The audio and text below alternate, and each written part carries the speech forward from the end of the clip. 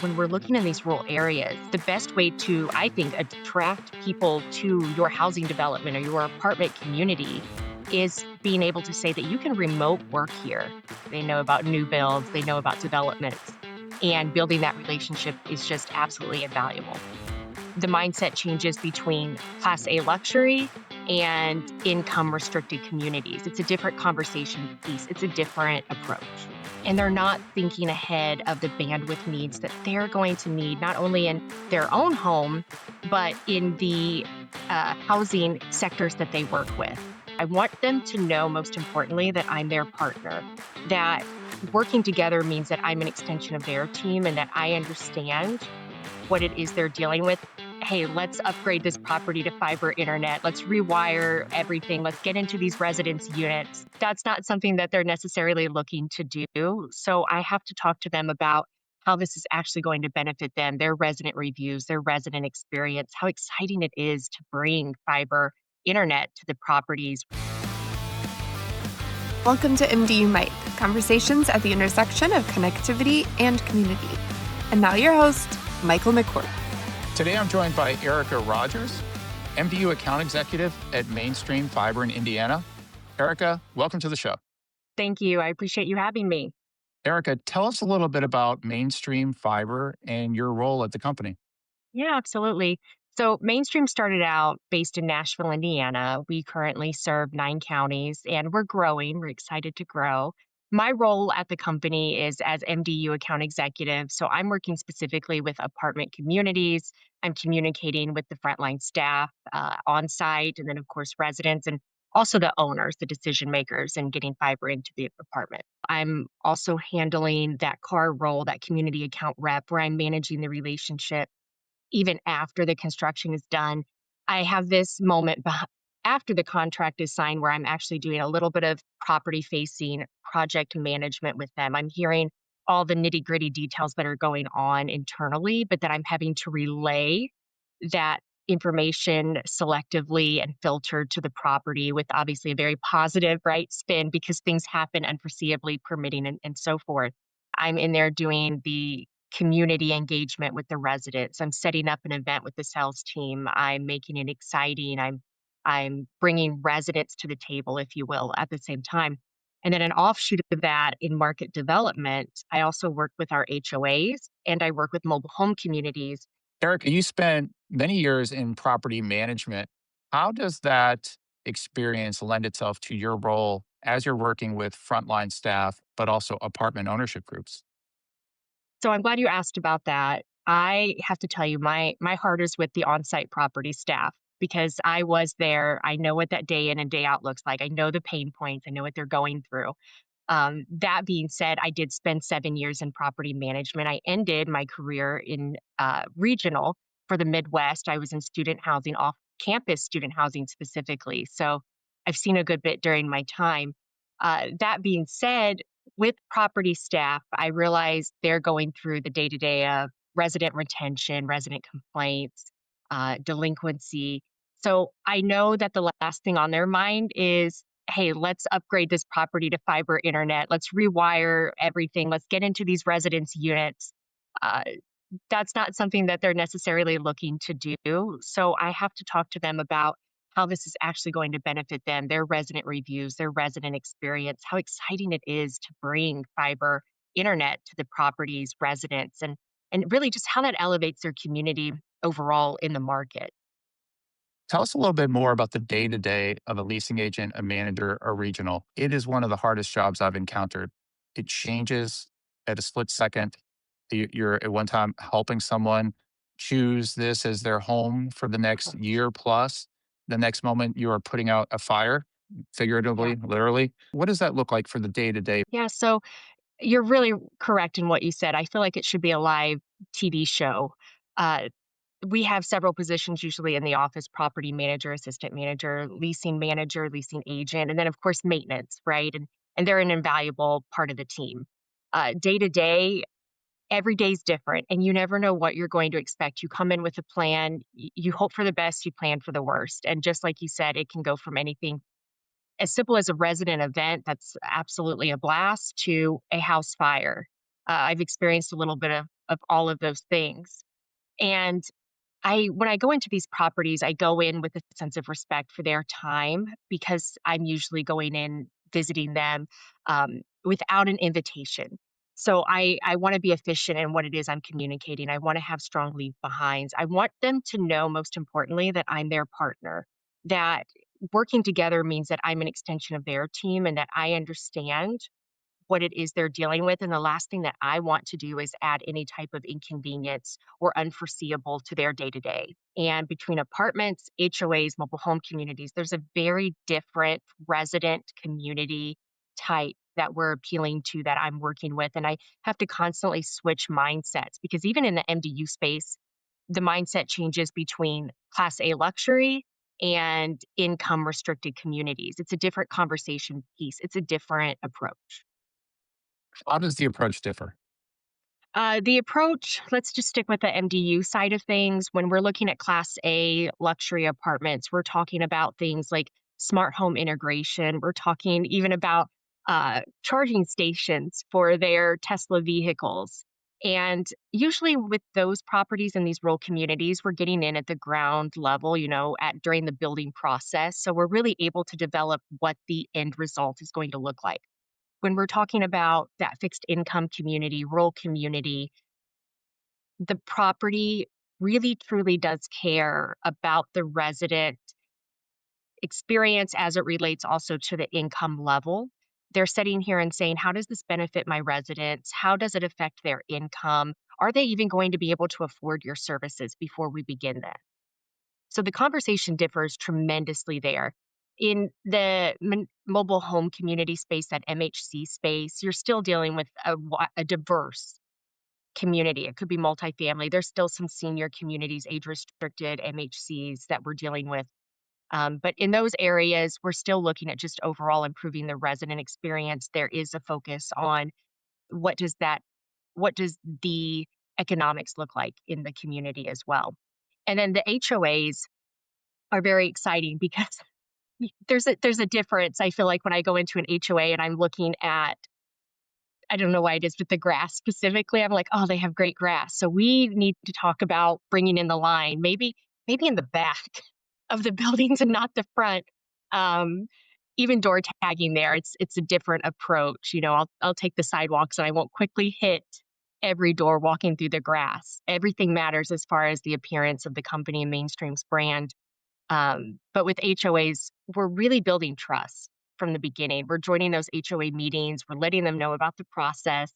We are communicating constantly throughout. And even at times, they have an attorney representation that we're working with during that contract process. So there are some red lines, there are some things that go back and forth where the timeline changes to getting those into the construction phase.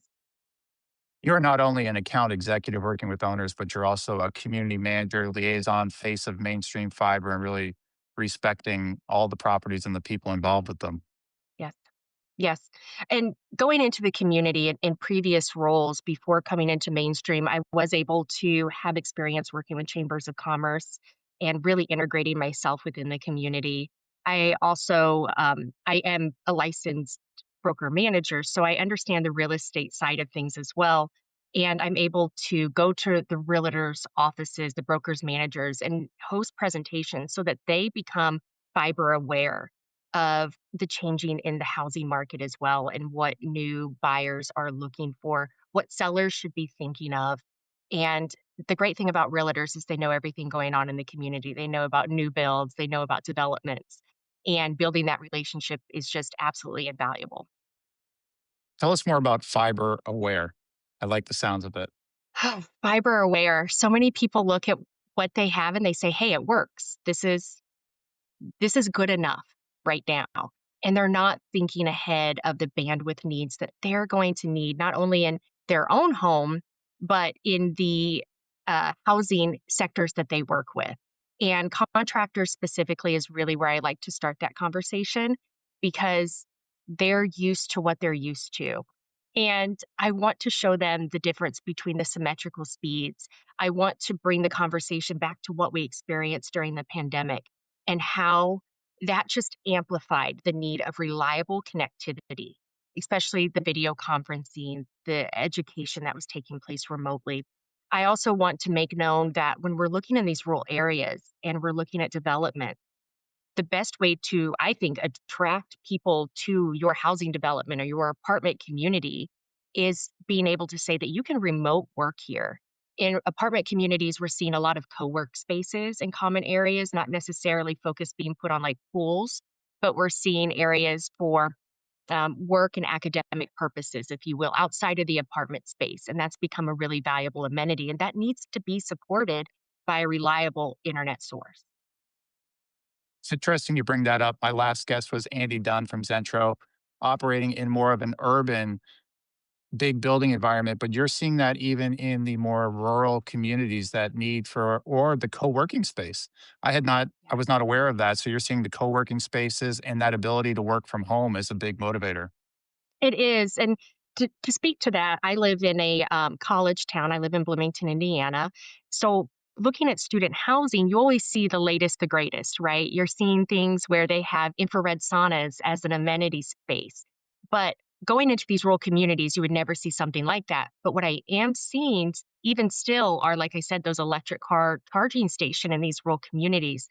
I'm seeing the co-work spaces. I'm seeing things that are maybe a little bit more practical, less luxurious that you would get in the student housing experience, but they are there, they are present, yeah.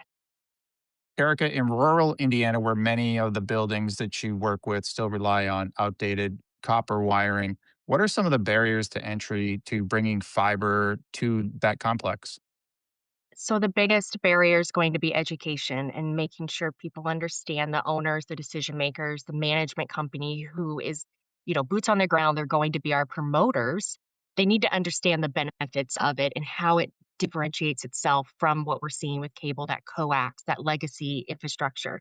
So education is really where I like to start off. I like to show them the differences it makes. I like to go back again and talk about telehealth, obviously gaming, streaming, and remote work, that hybrid work situation, because those are the people they're also trying to attract into the community economically, at least with the economic development teams that I'm seeing locally. They're talking about attracting talent, attracting people who can come there, live there, stay there, spend money there. And the MDU space, of course, they want their apartments to rent. And this is an attraction factor. It sets them apart in the market. It creates a value with the asset itself. And if owners are looking to sell that property within 5 7 years, we're talking about how that increases the asset value as well. And on top of that, if they get into getting fiber in the building now, a lot of times the companies who are going to put that into the building, that infrastructure in, are willing to pay for it because it might meet their ROI economic model. So they'll upfront take care of the cost on this for the property owners. And I think that's huge. It's an investment and it's not out of pocket for them in most scenarios. And you've done a lot of work with Chamber of Commerce's in the past and economic development groups. Mhm. Are they forward thinking? Are they in your same boat? They're thinking fiber forward as well. Have you educated them in these markets? Are they on board? So usually their first thoughts are on housing. And they're wanting to get people in, they're wanting the community to grow, they're wanting to attract people again who will live there and spend money there, not just work there and then go home to the nearby community and spend money there. That being said, the houses, they have to meet modern needs of buyers and renters. So fiber is part of that foundational conversation to say, here's your goal, here's some of the pain points, but let me explain how fiber can help add to this and really help add a marketing value and just an overall asset value. Do you see government programs, BEAD funding, other initiatives making an impact in these rural communities? I do see them making an enormous impact in the rural communities. In the specific lane that I work in with MDUs, with apartments, it's a little bit of a harder push because this is still private property. So even though the funding's there to get the fiber running along the main road right out in front of the MDU, you still need the decision makers to get on board with bringing it into their community, onto their property. So I love that I love what the government's doing with funding and getting everyone connected within America. I think that's huge. Technology is a huge part of what's going to grow our nation economically, but also keep us in line, if not ahead of other countries' development and advancement. But when the apartments, these dense areas of population in these rural communities are not taking fiber as a part of this program, why the funding's there, I think it's an enormous loss, not just to the owner. Again, education has to play a part of that. That's my role, but it's a big loss also for the residents who call that home. Erica, when you're meeting with apartment owners, what data points resonate with them in terms of potentially upgrading to fiber? Is it resident satisfaction? Is it long term NOI? Is it a combination of both? What are they looking at? It's definitely a combination of both. On a personal level, because I was boots on the ground with the leasing office, I can tell you resident satisfaction really is a huge part of that NOI. That's retention, that's referrals. So I always do bring that up, but I tend to lead with NOI. And we're going to talk about how this improvement really does help them as far as the asset value and growing the market edge, cornering that, that market within their community. Fiber, I don't know if you've seen it or not, but there are a lot of websites that advertise apartments where renters can go and look for apartments, and it'll say fiber ready, not just internet, high-speed internet ready. It'll specifically call out fiber. And that's something that I like to bring to their attention too, is this is also a part of their marketing and advertising campaigns. But also, one of the other things that tend to come up in conversation is that they already have an exclusive agreement with another provider. And so, again, we're going back to education with the FCC laws and saying, yes, you have an exclusive contract, but that's exclusive marketing. Exclusive contracts, as far as service provider, can no longer be enforced.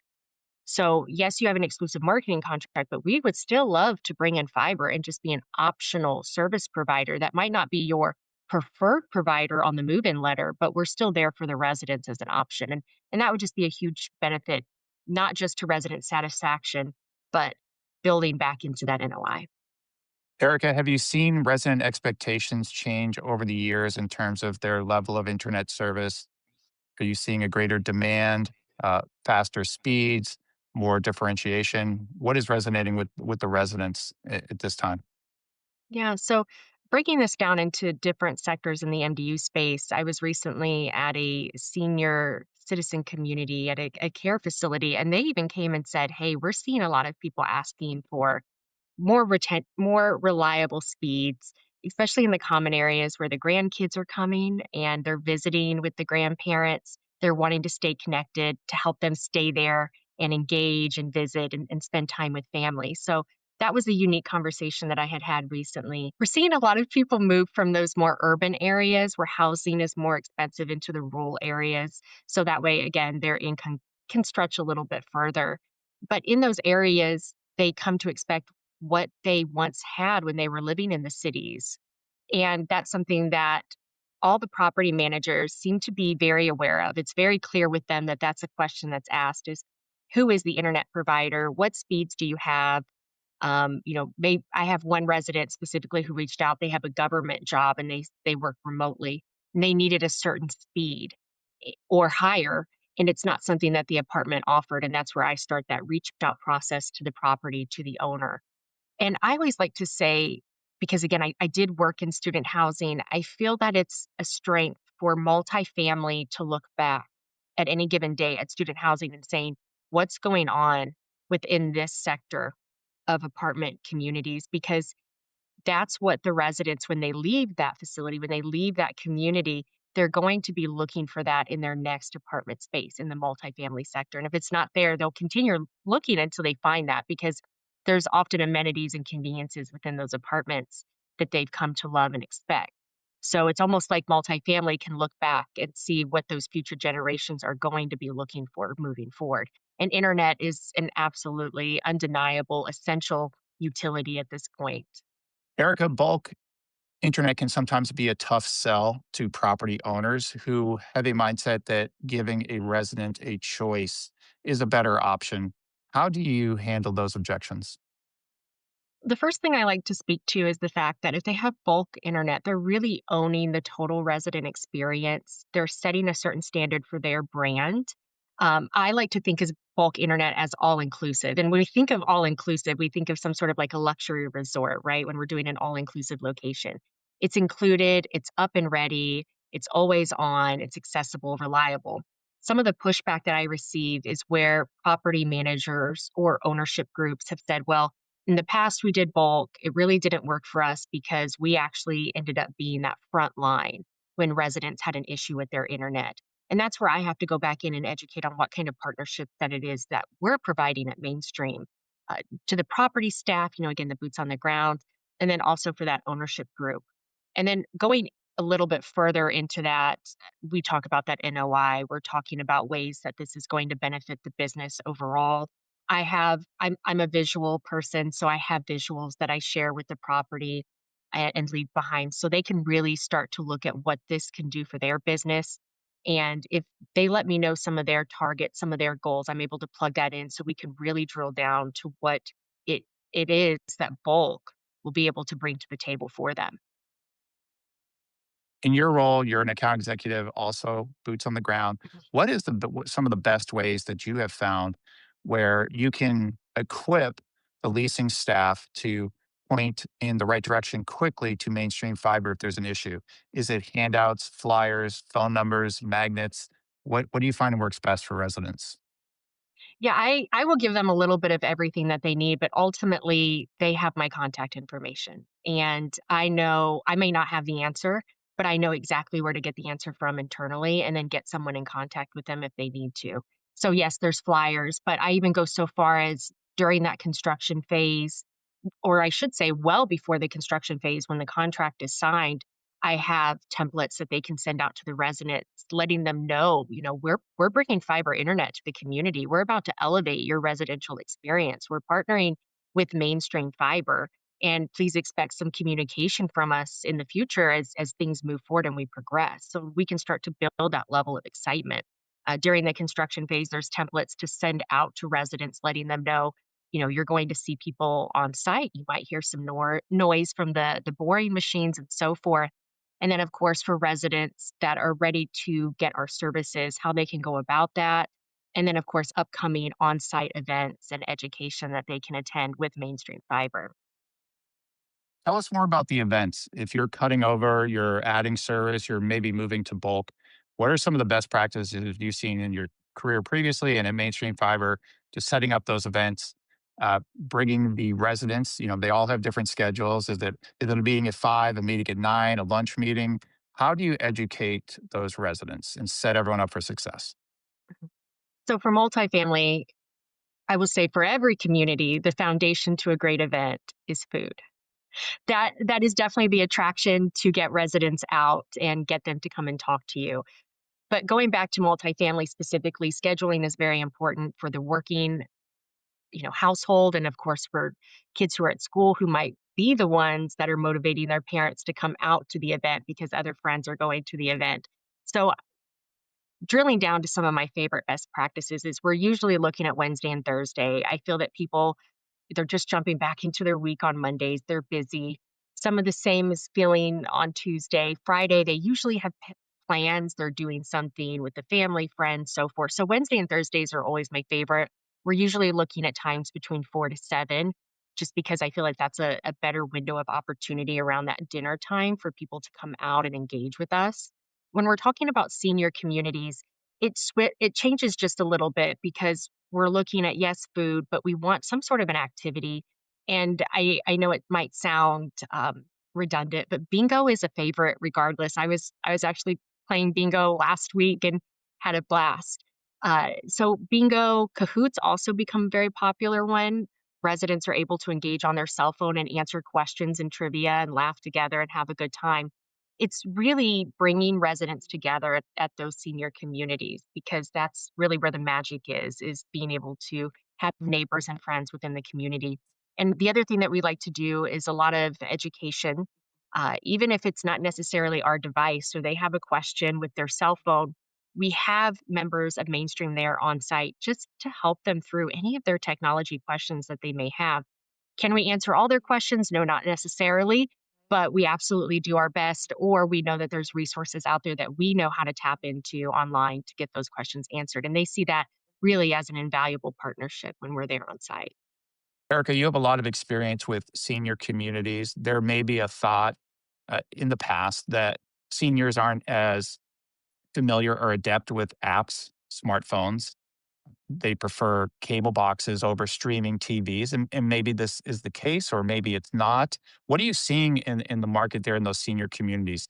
How are they approaching technology? Are the residents uh, tech savvy? Are they not? What are you seeing? So for anyone who feels that way, I would motivate them to walk into a senior community and just look around. There are seniors everywhere in those common spaces with devices. Personally, I see more iPads versus those small screen iPhones in use, but regardless, that technology on the iPad is still very similar. And they're using that for anything as far as, telehealth that might be taking place to visiting with friends and family and staying connected. One of the things that I was able to witness remotely was in senior communities during the pandemic, where residents were not even able to leave their room, where food was being brought to their room. They were no longer able to engage with their neighbors in the community. And that lifeline of connectivity and reliability was so important, not just to their well being, but their mental health, their overall happiness. And that was one of the things that I had feedback from a lot of the staff during that time, during the pandemic, was where communities had reliable internet, how important that was versus the communities where they didn't have that and the kind of impact that they were seeing with their residents. You mentioned the grandkids visiting the senior communities and in the common areas, connecting devices, spending more time with their grandparents. It sounds like it's become a true necessity. It really has. I'm not sure how everyone likes to handle their family and their kids, but most kids have devices in their hands these days, especially when they're going somewhere socially. They tend to want to stay distracted or entertained in some form or fashion. And they usually walk around with the tablet, with the phone, and that's what keeps them in place and pretty well behaved, of course. I get that from a parent aspect. But it also helps with grandparents when they're able to communicate with them on these devices and text their grandkids or FaceTime their grandkids, and the grandkids can pick up and they can talk to them. I'm not sure if you've seen the Snapchat where you can kids love this with the filter, so they can put a funny filter on their face while they're talking to someone, and I just think it's one of those ways that kids an avenue that they like to communicate through, and grandparents are able to engage and stay connected that way, and I know it's very important to everyone who has the capability and the reliability of internet to do that. Erica, as the cost of living increases, more and more people are moving maybe from urban areas to rural communities, in particular, HOAs, planned communities. How are you seeing those expectations translate from the big city to that more rural market in terms of what residents are experiencing, demanding from an internet perspective? So the residents who are moving from those big cities, they have certain expectations when it comes to connectivity and reliability, speed. They're moving into these newly constructed homes, and for whatever reason, maybe they're not asking about the internet that's available at the community, and then they're getting a rather shocking surprise. I was recently working with an HOA and walking with the group around the homes, the single family unit homes in the neighborhood, and I had this one young woman who stopped her run and came up to us and was excited because she had seen the mainstream vehicle and knew, what I was wearing. I was with Mainstream, and she asked if we were coming in and hoping that we would. And we talked about, letting her neighbors know and complete surveys showing interest so that we could come into the neighborhood. But she had told us that she had recently moved from Louisville to get this home. It was new construction, beautiful. Her money was able to go further in what she was able to buy. And she was working in a hybrid role.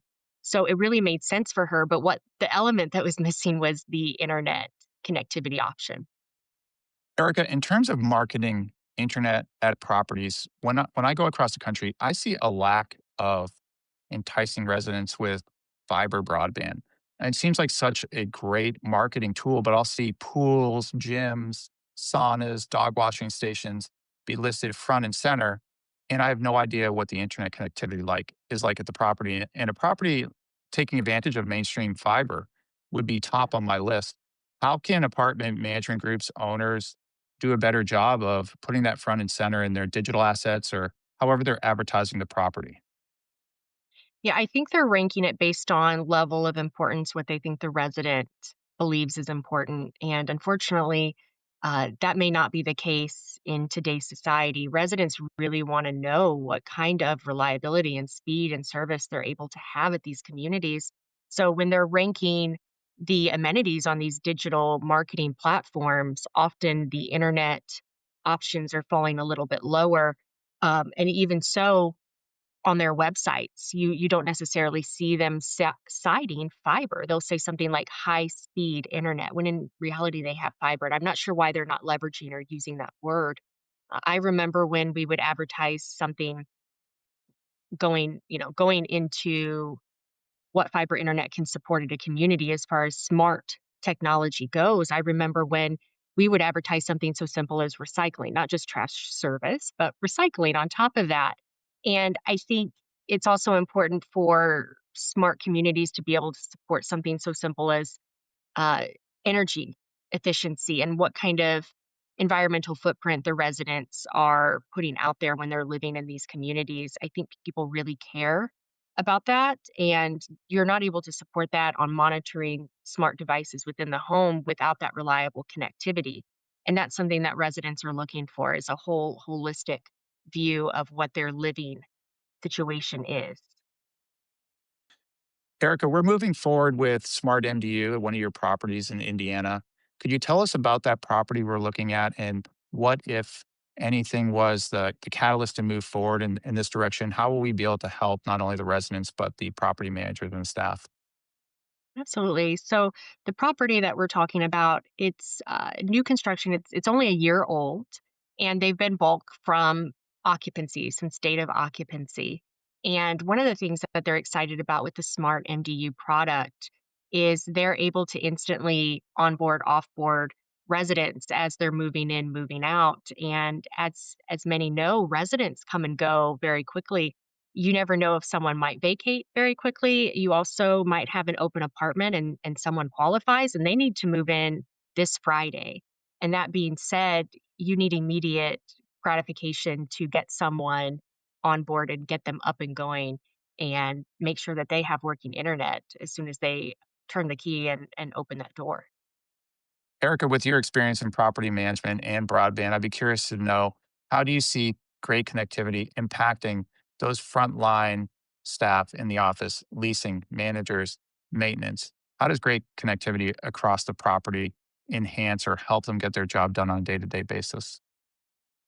I think it's very important for productivity and for efficiency. I was recently at a community and they do not have internet in the back of the building. So the maintenance always has to come up front with their iPad to log notes in the ticket and complete the ticket instead of just moving on to the next nearby work order that might be right next door. That just takes more time and effort. We're seeing a lot of virtual tours. I think that's very important. And one thing that I'm seeing a lot of residents excited about with technology is key fobs, but also being able to use their smartphone and their devices to unlock their doors or handle any type of their smart devices within their apartments that are also part of the amenity service. Erica, for those who might like to learn more about mainstream fiber, your company, where you operate, where should people go to find out more? I'd recommend they go to our website, msfiber.net. There's a lot of great information there that they can find about our company, where we're at, and what it is that we're doing. And Erica, if people want to get in touch with you directly, how should they reach Mhm. out? My email is best. It's one of those things I stay connected to 24/7. It's Rogers, Rogers, at msfiber.net. Erica, it's been a pleasure to have you. Thank you so much for joining the show. Thank you so much. I appreciate it.